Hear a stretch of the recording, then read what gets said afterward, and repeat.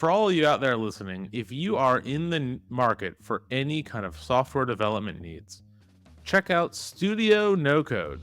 It's our agency that's built on Bubble experts with nearly a decade of experience building all kinds of Bubble apps, marketplace, social network, payroll company, catering business, data room, ad tech, legal tech. We got a little bit of everything. We've seen it all. And that helps us translate all of our knowledge into your app to build the best product for your customers. We built it professionally, we built it to be secure, and we built it to scale. And we're going to do all of these things on time and on budget. So if you are looking for help getting off the ground, getting something to market, or anything in between, give us a call or an email or a carrier pigeon or whatever you want. Studio-nocode.com. We'll probably be there. You're listening to This Week in No Code plus AI, with weekly episodes sharing the latest advancements of AI, plus exclusive interviews with founders using these tools. So without any further ado, let's get started. Welcome to This Week in No Code plus AI. I'm your host, JJ Englert, here with my co-host, David Pal.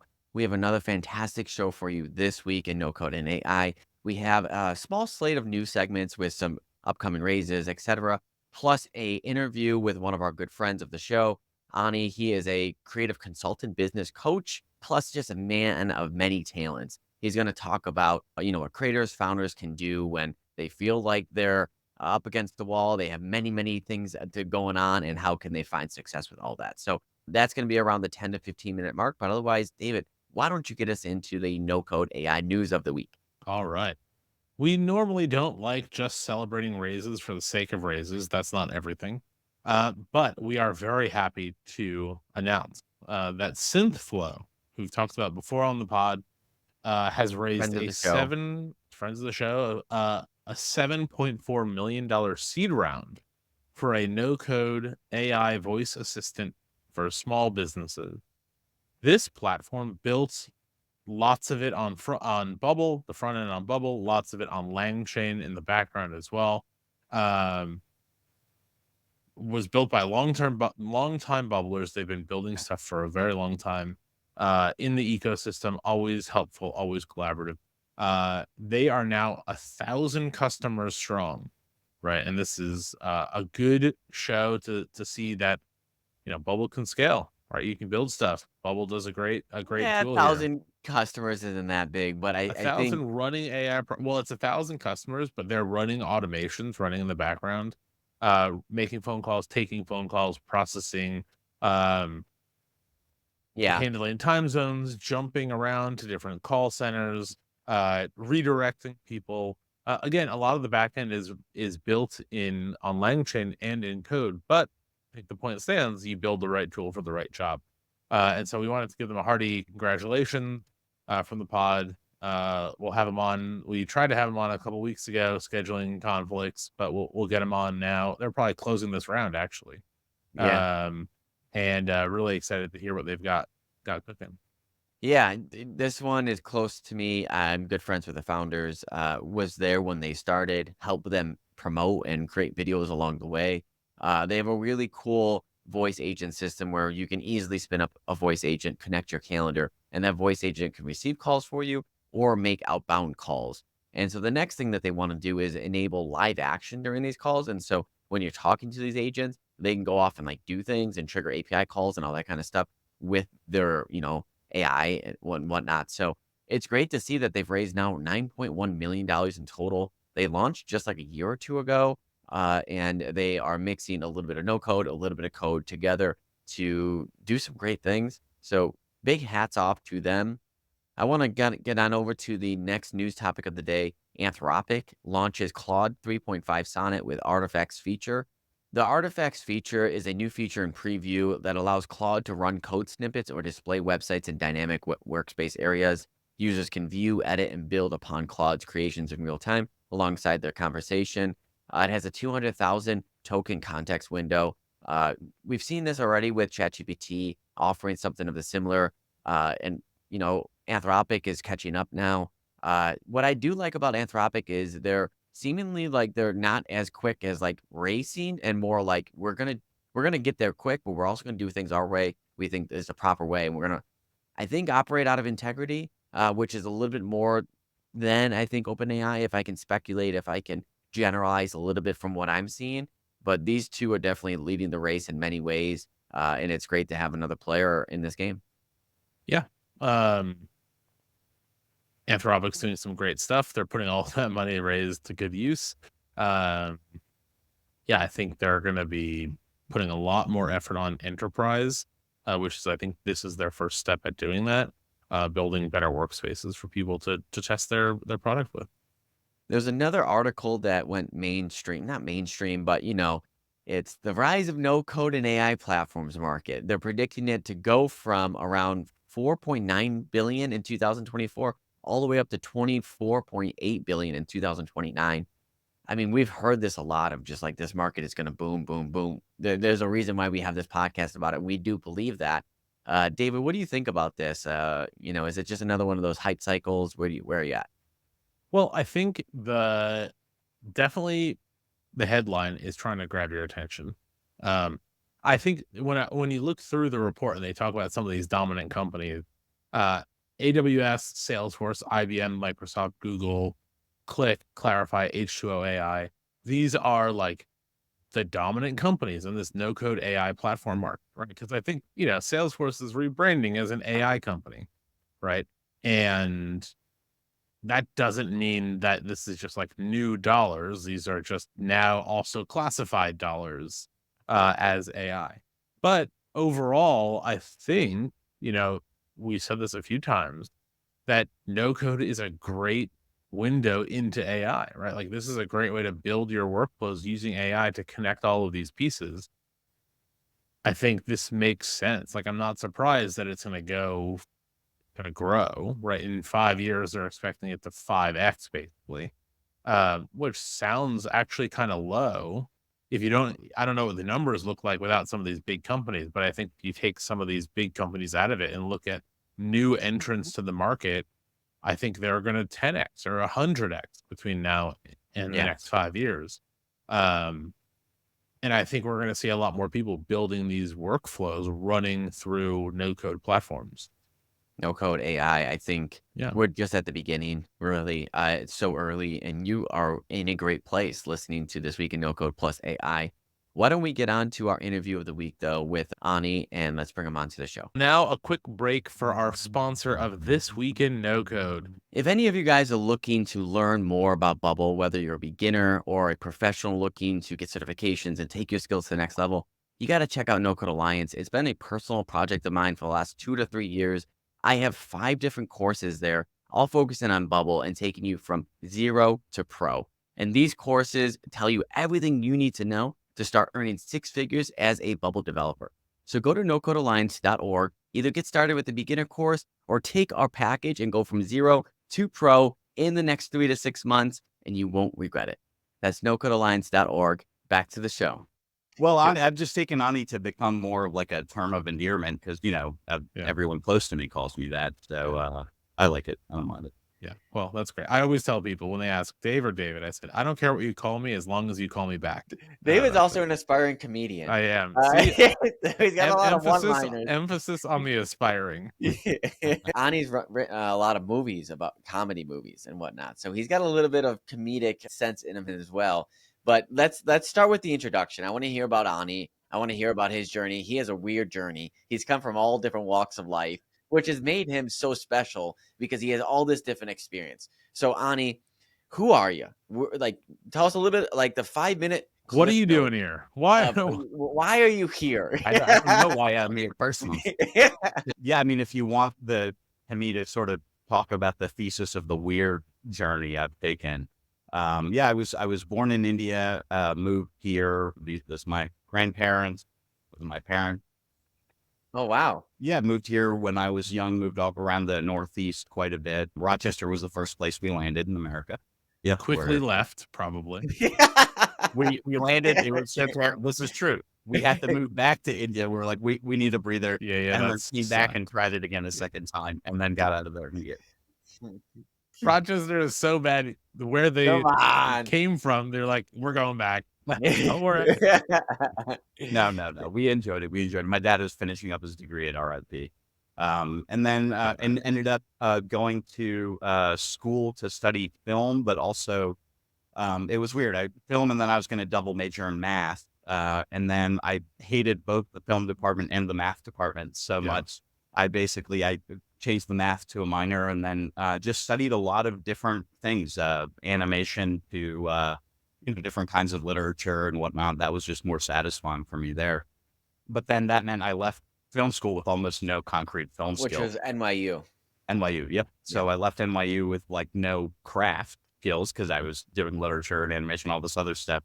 And so I ended up at a firm called Synetic Media. They're a film sales and finance firm that did, I mean, they're the premier independent film from anything from Little Miss Sunshine while I was there, or I'm Not There, or Napoleon Dynamite. Like, they were the middle of everything. So huge education in sales, finance, film industry, like the business of film. Yeah, exactly. And Synetic, and this is the theme that you'll hear over and over again. The thesis of Synetic was, we are going to be in between the suits and the artists, because we understand both. And we're going to, we believe in artists, and we're going to advocate for them because we know how to with the suit. And that's sort of always where I've fallen in. And I don't know if it's because of the, multicultural thing where I've had to do that since childhood. But I left that and then joined a team at Google in the West Coast at headquarters for a while, and then in San Francisco. And then that also, the most formative job, I did a lot of different things there, but the most formative job was in product development, where I was the same thing. They had, the engineers always had issues getting marketing agencies on board for their products because they were originally designed client first. The whole point was advertise for that in the agency. And so they had tried for years, collect feedback, have summits, we launched products that you asked for, but they were never happy. So they said, let's just make a role and throw somebody at it to figure it out. So I was in between the full Google engineering organization and the full Google agency sales organization, trying to get them to play nice and figure that out. After that, I left and I made a feature film where I met JJ. He was the assistant director. He hired me out of film school. I was his assistant director. You moved to Hollywood. You were living in Hollywood Hills to make your own film. You quit Google. It was like, I just got to go make my own film. It's kind of like a workplace coming of age comedy, early 20s of people working at an ad agency and realizing, hey, I have everything that I thought I wanted in my 20s, these cool offices and money and all this stuff, but it doesn't feel good. What do I do about it? Sounds what was it called? Pretty introspective. Yeah, exactly. And you're like, great. Well, let me talk about this. Google. So immediately after that, so the movie, it's an independent film. Like most films, it didn't really launch my career or do anything financially. In fact, it very opposite. Yeah. It was called The Mad Ones, right? The get rich quick scheme that turned into a get poor slowly scheme. Yes, exactly. Get Or poor get very poor fast. Very fast. Even faster. Yeah, it's called The Mad Ones. You can see it on Prime. I think it's ads free now, streaming ad supported. Cool. And then I have to get back into the work world. So I actually joined a company that I made fun of in the movie, or, everything I made fun of in the movie. I joined a company that was exactly like that, which was The Honest Company. They're a really brilliant marketing company and make some cool green products. But, I was back in that world. And again, I was in between basically their entire retail sales team and then every other team at Honest. So I was, again, in between those two cultures and building out what's called revenue or sales operations for that. And right about this time, I was launching my first tech startup, Industry Jump. And so Ani would leave his company, Honest Company, for like a half day to come to pitches with me. And he'd join me for all of our angel pitches, all that kind of stuff. And he would pitch with me. Even though he's working at the Honest Company, he would always kind of support me in that way and just jet out of work and where are we pitching today kind of thing.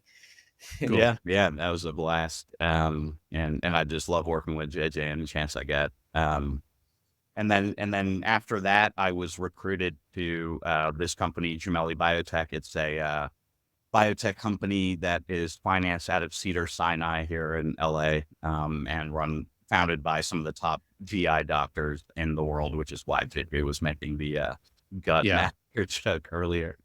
And for that also, I headed marketing and operations for them.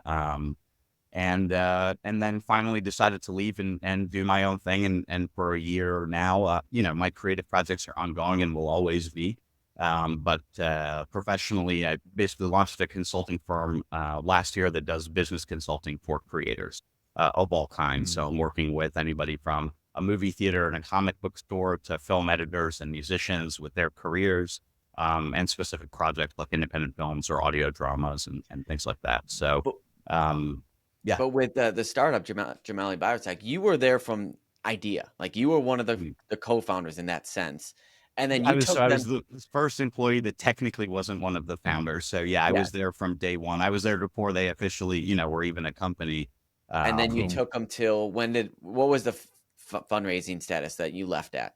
I think they had just were getting ready for Series A. I would say they were done with. They had closed with the venture capital firm, At and what, a then 20 were million raise? doing something beyond Yeah. that. Mm-hmm. So you took them from literally just an idea to a $20 million raise, Series Yeah, A. And yeah. Well, there are you, many of us involved, including JJ, who joined us for a Ani, little then while. hired me at one Marketing as well. point to work Nice. in Yeah, operations.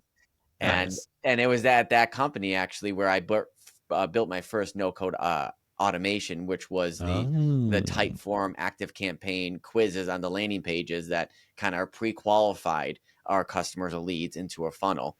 And that kind of really got my gear spinning for like a no-code operator kind of thing as well for the first time. Yeah, you never know where these things are going to lead or what it's going to inspire.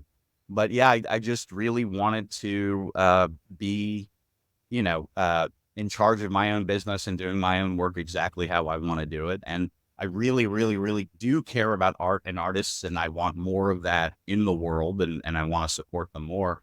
And I think the best way I could support it, I wish when I was in my 20s, I would have said, I'm going to be an amazing, amazing director, and that's how I'm going to support all these other artists. Not there, maybe ever, maybe yet. But I think the way I can is all of this stuff that's now in my brain from, I did other startups in between as well, including a local marketing startup. But I can use that for artists who struggle with those things, not because they're not capable, but it's so hard to do everything at once, which is what everybody is required to do. So if you're sitting down and trying to really understand the shades of orange in a painting, and at the same time thinking about the efficiency of delivering new content so people are engaged in your customer journey, I mean, that's insane. So I try to take some of that over so that they can focus on the art. And I know how they think and work, so I can also sort of be like an athletic trainer or coach where it's like help them do the reps, they know they want to do, but it's hard for them to do, or the extra laps. And it's been amazing. It's been really, really satisfying. So when you say you're consulting for creators, and then you listed a few different things that seem like very different businesses. Yeah. So how do you define creator?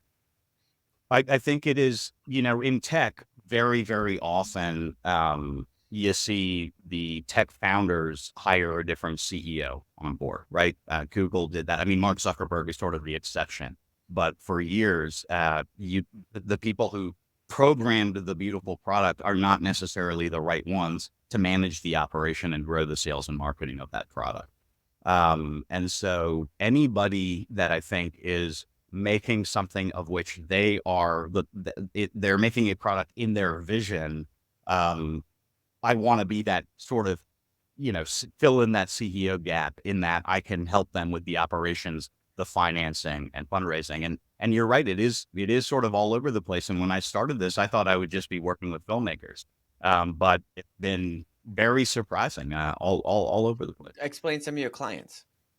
Yeah. So one of my clients is a specialty movie theater downtown. They do repertoire screenings and have a kind of really, really robust community. And we're going through, they have amazing product market fit, bootstrapped over the last 3 to 5 years of operation, great revenue coming in. So now turning that into actual profit, a 3 to 5 year plan, fundraising, et cetera, and operationalizing these. A lot of these people, they're one-man shows. So they've been doing everything themselves. So turning that into an operating machine with a team and operations. There's a podcast co-op of journalists that do cultural journalism. and are trying to kind of figure out a business model for cultural journalism in the new age when people aren't paying for things. And, there's an influencer culture. And then there's an editor and a musician I'm working with that just want to take their career to the next level. So an editor wants to, their resume, their website, the networking. How do you network? Who do you network with? How do you track progress for networking? All of those things. I often say if I could probably write an amazing log line for anyone else's film, but if it's my film, it's going to be 3 paragraphs minimum. I just can't do it. And I think that's how it is. These people are not that they can't do it. It's just when it's your own. And when you're trying to do so much, you need that partnership and outside. By the way, a log line is supposed to be like 1 sentence, maybe 2 max for those filmers out there. And Ani was always a very long-winded storyteller. He has a lot to say. I think the first film of Mad Ones came in at like what, 3 hours, 2 hours and 45 minutes. Yeah, somewhere around there. Who's counting? We eventually held a lot of feedback screenings and got it down to about 90 minutes after a lot of cutting and whatnot. But there's a lot of similarities between creators and founders. Like they're very much the same thing of like, I have an idea and I want to execute on this idea. And I need to do a lot of different things in order to execute on this idea: operations, marketing, fundraising, all that kind of stuff. Right. And so I see you kind of operating in a very similar world where there's so much on the shoulders of the creators. There's not really a clear path ahead. They have a lot that they got to do. They haven't been trained in really any of this. Right. How do they do it? Exactly. Yeah. Yeah, we see a lot like in the agency world, right? Like JJ and I, right? We started Studio No Code because we were both the craftspeople. Like we loved building bubble apps. And we're like, hey, let's try to turn this into some revenue. And there's basically a point, and it sounds like with many of these businesses too, like the movie theater, they're movie aficionados. They love cinema, and they get to a point where they're like, great, I'm going to turn this into a business so I could do this for my job forever, every day. I love this. And they get to a point where the balance of time of what you're doing every day shifts from working in the craft to working in the business. And either people don't have the skill, or sometimes they're like, I just love what I'm doing over here, and I'm trying to follow a path that maybe I can't take it, or I don't even want to do it that way myself. And a lot of agencies start that way too, right? It's someone who loves bubbling. They work as a freelancer. They pick up some clients, pick up more clients, they bring on some team, but they have trouble switching from craftsperson to CEO. And go, okay, well, I'm out of the craft now. I'm not building. I'm not watching. I'm not making. And now I'm managing and I'm selling and I'm like, I'm not what I want to be doing. Right? Yeah. It kind of like leads you there. If you're good at what you're doing, you're kind of led down this angle or path of just like, all this work came in. Now the only way that I can manage this work is like, I actually don't do the developing. I just kind of manage it. And now all of a sudden I'm not even a developer anymore, which is why I got started. And now I'm using a skill set that it's a whole new skill set. And I got to do this. It kind of leads you down that path. And so I think creators, the same thing with the founders. And so like, I don't know, is there any advice or like, what would you say if someone gets here?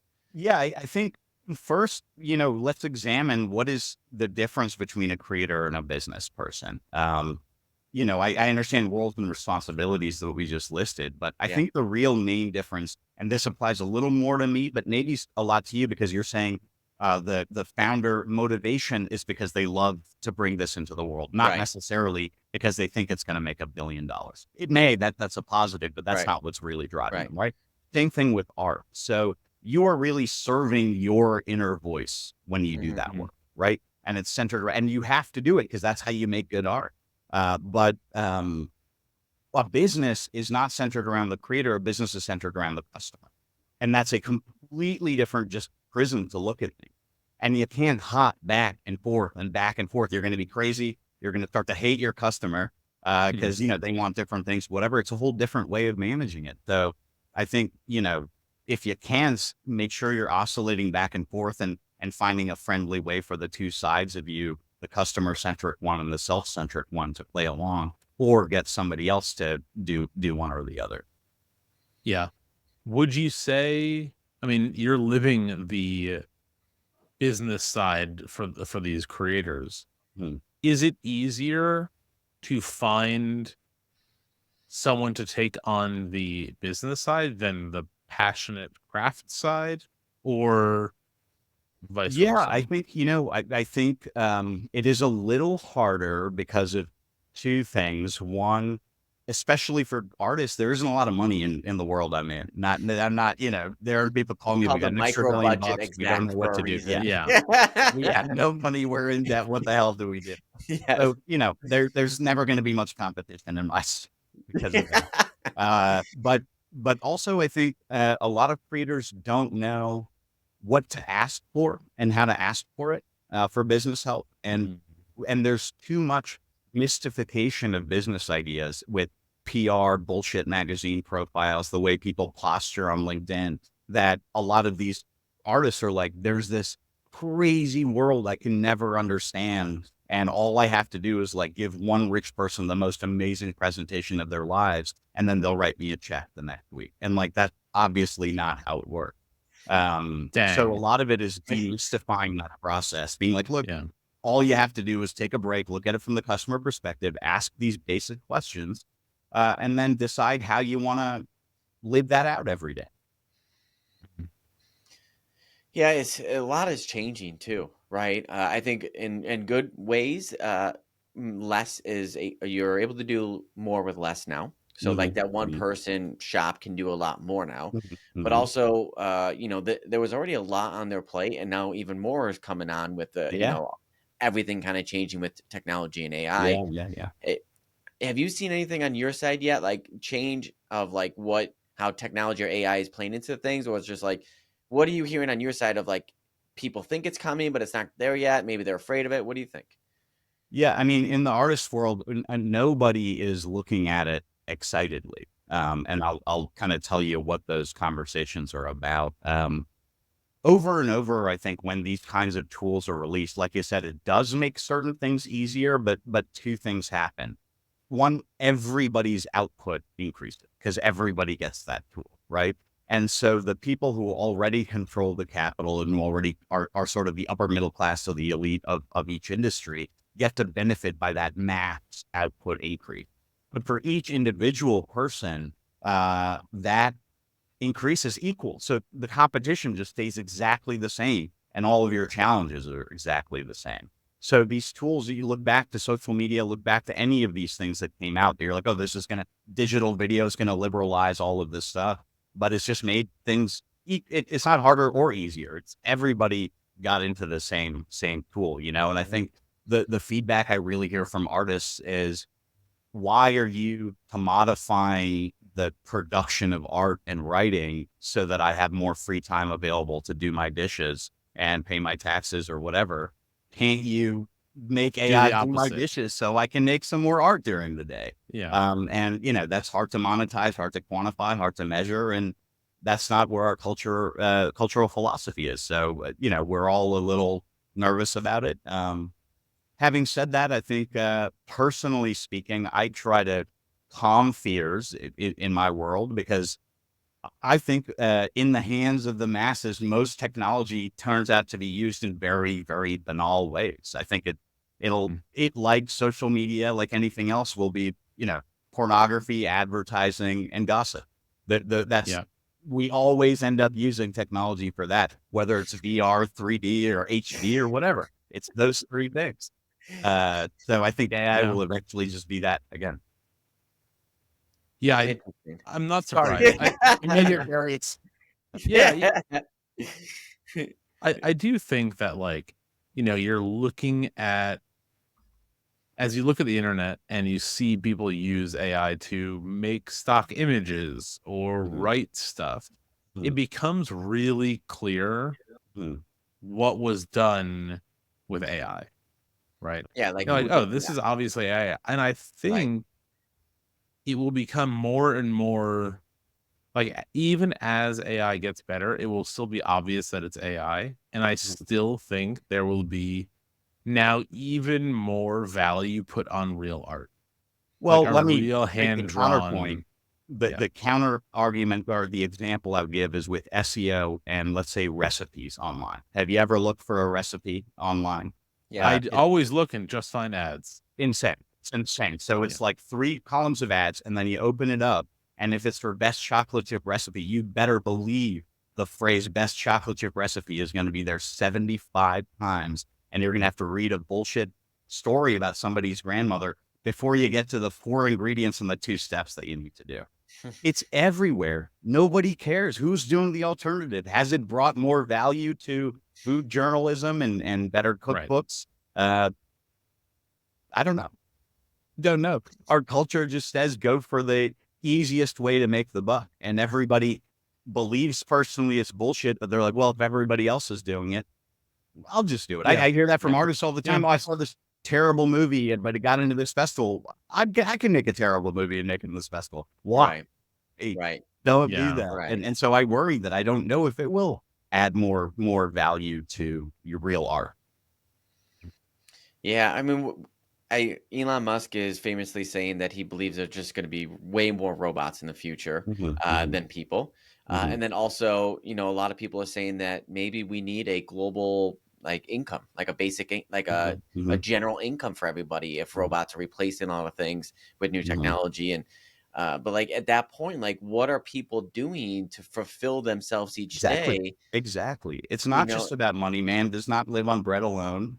And again, a universal basic income. If our philosophy always is we live in a competitive society, not a collaborative society, if you get everybody $1,000 more, it's nobody's life changes because all the prices go up equivalently and all the competition goes up equivalently. And So people, it has to be a philosophy change. AI could be an amazing tool, obviously. Supercomputing could help in so many ways, but right now it's not helping me do my dishes. But a bunch of my friends who make their living building patterns for textiles or whatever might be out of the job in a year. Yeah. And like if you have basic income, you have robots replacing these jobs, then you have a lot of people that are left without like a purpose each day and without direction. Like, they are being replaced on a very basic job, but that job meant a lot for them. There was a routine, there was everything. When you take these people out of the work like that, what does their mission? What is their drive? Like, where does that all go? Like, what do they do with their daily? Yeah, I lived, you know this probably, but I lived in the Maldives for several months. And I lived in Malé. If you don't know what Maldives are, Google it. It is one of the most expensive resort locations in the world. Beautiful beaches, whatever. Their main city, Malé, which most of the, native population, not the tourists, live. It's a Muslim country. It was with a Muslim dictator when I was there. And so there was no alcohol, no bars, any of the, they have tremendous amount of fish wildlife around for food and culture, but everything except tuna goes out to the resorts. So it's only tuna coming in, breakfast, lunch, and dinner over and over again. And because it's, a small country, but gets tons of this tourist revenue, the government is able to just give money to people, but there's literally getting to the airport island is a 45-minute bus ride. A lot of people that work at the hotels stay there for 6 months because it's a 3-hour boat ride back and forth, and that costs too much. And I said the airport is a boat ride. And so what do you have? You walk around and you just see people laying around because there's a huge black tar heroin problem. And everybody is taking black tar heroin and is just passed out on the streets because there is no path to fulfillment. There's no path to doing work that's meaningful. I totally agree with you. And I worry that's the direction we're going for so many. There's going to be a lot of jobs replacement. There's going to be new jobs as well, but a lot of jobs are going to be rendered redundant or just mundane, and robots will take it over. And and there's so many people in the world that are just going to be left with like, what do we do? And that's a scary part of AI. I think some of the good parts of AI is like you can, solve medical problems. You can maybe live longer. You can do a lot of other things. But if you take that drive, that purpose out of someone, that routine, then we're going to have a whole new round of, psychological stuff it's going to be. Let me give you a positive bright spot, at least. So I'm working with a client who's making an audio drama, and his background is in film and theater, and so he wants to make it fairly cinematic and big. Is it like a And podcast yes, an audio drama podcast. So it's a Okay. fictional story rather than with like sound conversation. effects and music and everything? Exactly. Beautiful. Yeah, yeah. Cool. So it's like a sound movie, right?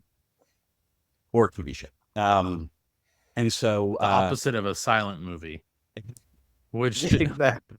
now you put them together. Exactly. Okay, So, full circle soon.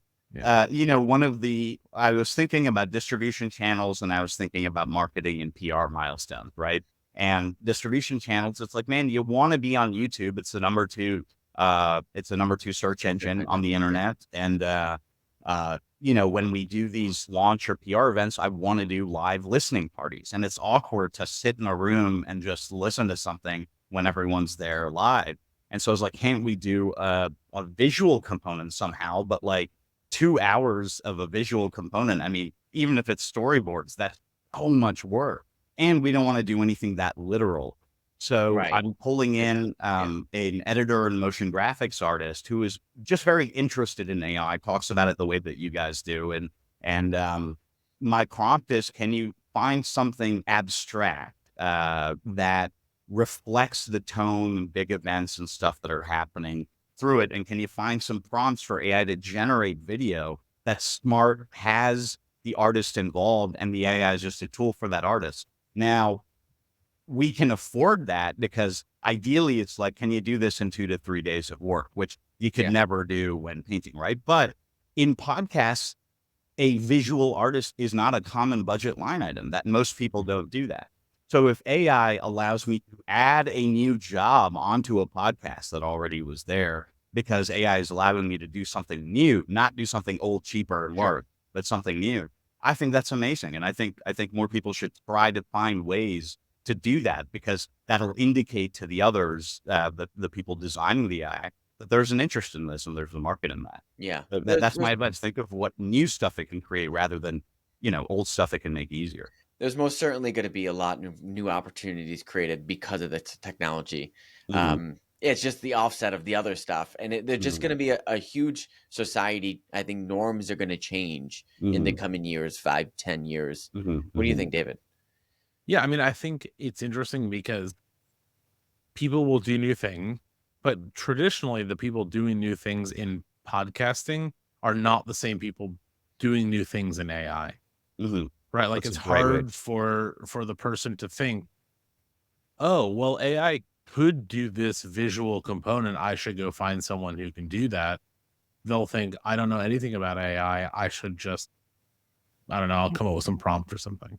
And it's like a whole new category of like AI artists. How to use AI to make art is a different skill. Like, it's a whole new world than just, asking for, write me a bedtime story for my kid, right? Just like you said, it's not do something we used to be able to do faster or cheaper or without the artist in the middle. It now, how do we figure out what could we never do? And I think that is going to keep happening. But I think like the business leaders who are like the enterprises who are the target customer for a lot of these platforms are driving for bottom line improvements, right? They need, someone said, one of the VCs, maybe at Sequoia or one of these big guys, was saying they've spent $600 billion on investments in AI companies, but are only projected to return $100 billion in value. And you're like, that's a lot of money, $100 billion, but the $500 billion in the middle has to be made up somewhere. Right. And they need to find a way to go find more customers. Right. Yeah. And the way that'll happen is maybe through enterprises, which look at line items. People are the biggest expense generally. They look at that. How do we find more people? Klarna, reduce headcount in their customer service center, right? With AI. With AI, right? And so those are the drivers of the economics behind AI. because someone needs customers. That's how we sell to a business. Mhm. But there's a whole like AI art world that is not driven by that. Like Yeah. Tribeca. We talked about in one of our news segments, Tribeca is going to be hosting their first, what is it, panel AI or event. Oh, yeah. Yeah, AI shorts. Yeah. section, AI Yeah. shorts only section. Yeah. I at don't know why Tribeca. they didn't do AI pants, but heck, fine. Just the He is shorts. Just the shorts, JJ. Yeah, one thing I like to point out too is at the turn of the century, well, we're talking about AI in such a monolithical way right now. Turn of the century when electricity was being big, was getting rolled out. There used to be chief electricity officers at companies that used to be focused on their electricity strategy. And that would be ridiculous right now, just like there Yeah. were probably chief internet officers that were focused on a company's internet strategy. So I think in the next 5 to 10 years, we're talking about AI, but then it's just going to, I think, dissipate into everything. And it's just going to take, I think, the benefits and toxicity of everything, just kick it up a notch. Right. And that's, I think, what most tools do now, technology. I often think about, bring it back to movies, 2001, the famous dissolve from the bone to the spaceship. You know what I'm talking. No. The opening of 2001 Space Odyssey, look up the opening scene, but it's a very famous moment in the cinema where he starts with the dawn of man. They're figuring out a tool, and he takes a bone and he crashes a skull, and he's figured out, he's got this tool that he can use now, and he throws it up into the air.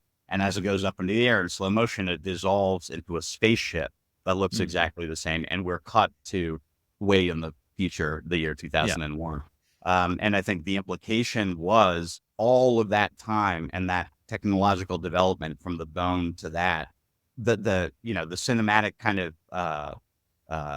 push that he did was, it was just a dissolve. Like all of that time is just, that's it. And I think what he was trying to say is, if the underlying principles are wrong, you can just keep building and building and building and building and building variations on top of those things. But in the end, that AI will kill you or will fall apart, because you're still thinking like the Neanderthal who's just discovered the tool. So you have to grow, philosophically and personally. Otherwise, yeah, both the benefits and toxicity just keep getting more and more and more intense. Yeah. Yeah. One of the things we talk about, and we've said a few times, speaking kind of philosophically, is this pendulum of, we went from small businesses, Main Street USA, to big box, and AI can make big box more efficient, or swing back down to everyone can run their own shop. And now, because we have all these people and efficiencies, like now we don't need big box. We just now back to Main Street retail. Yeah. And those are the kinds of things that we'll see how they shake out. That is Yeah, different yeah. than just make the Walmart family more wealthy. Right. And so maybe it'll turn that way. Yeah, and you got to remember, politicians and the people at the top, what we discussed at the beginning of the show, that businesses are customer centric. And I think most customers don't realize the power they have, and they think there's these people in charge that are doing this stuff. But the kind of tech people I've heard talk about, why can't you make, why wouldn't you be happy that AI made you a movie? Or when they rolled out, I think it's Sora, is that right? Yeah. The video, right? They brought it out to filmmakers, and they were surprised at the requests for close-ups and shallow depth of field to draw attention. And they just had never even considered those things. So if you have a population that's not culturally knowledgeable or cares about going to the shop down the street instead of saving $5 at Walmart, I don't think there will be the change. But I really do think it has to come from a customer level as well. Yeah, that's probably true. For those that want to learn more about you, Ani, or maybe enroll in some of your coaching services, how do they find you? The website is microbudgetexec.com. And it could be, is it just for creators, or like who would be a good person for you? I think somebody that is focused on the vision of a product or service that feels that money, time, and energy are sort of the biggest limiting factors for it to really realize its potential. That's usually what most people feel is the problem. And then in the early conversations with me, we'll put form to that and figure out, okay, is it a go-to-market strategy that we need to build out? Do we need to do some fundraising? What exactly do we do to fully realize your potential, and let you work on that more? And whatever that is, like I said, it could be many different things. Well, whoever works with you will be very lucky because I know how incredible you are. You've been an advisor and a mentor, a boss, a friend to me for the last 10 to 15 years now. I mean, since you hired me for your movie in Hollywood. What year was that? 2013? Yeah, 2012? 2013, Yeah, 2013, something 11 like years. that. Mhm. And then, yeah, joining me on the industry journey, you've seen the highs and lows for sure. We both have each other. It's been wonderful. Yeah, It's likewise, man. I'm so grateful for our friendship. agreed. And We've David, learned a grateful to lot know you as together. well. Yeah. We've learned a lot together. Thank you for coming on the podcast. Appreciate you as always. And if you guys are interested in taking your businesses to the next level, check out Ani. He will help you in many ways. Give him a call, give him an email, and he will be there. Yeah, stay positive. Thanks for coming on. That definitely gave us a lot to think about. Thinking Wasn't about the like, most optimistic episode that we've had. yeah, there were some doldrums in there, but I think we do need to really think about what it means to be a community and a culture and how art plays an important role. And art is not always like hoity-toity art, like in a museum. Oh, look at this. It looks like a flower. More like, what are we looking at? What are we watching? What's on TV? What are we like interacting with? Like that is also art. Built art, right? Even architecture. And what's going to happen if there's a basic income and all these jobs are replaced? And what are the people left with? What is their drive? What is all that kind of stuff? I think there's a lot of questions that are going to be coming with the new technology advancement. I don't think that's anything that we should be afraid of because there's always new advancements happening around us every single day. You know, we are built to adapt. I think it's just kind of saying, hey, there's going to be more adoption coming up. Get ready for it because it's probably going to be happening at a faster rate than we've ever seen before. Yep. Yeah. Go follow your passions, do something cool, figure out the rest along the way. And keep listening to this podcast because we will do our best to keep you updated with the latest NoCode and AI news, plus bringing you exclusive interviews with the founders behind it all, using these tools to find success with their business. So thanks again for tuning in on This Week in NoCode and AI. And David, that's we'll it. See you next week in NoCode. See you next week, guys.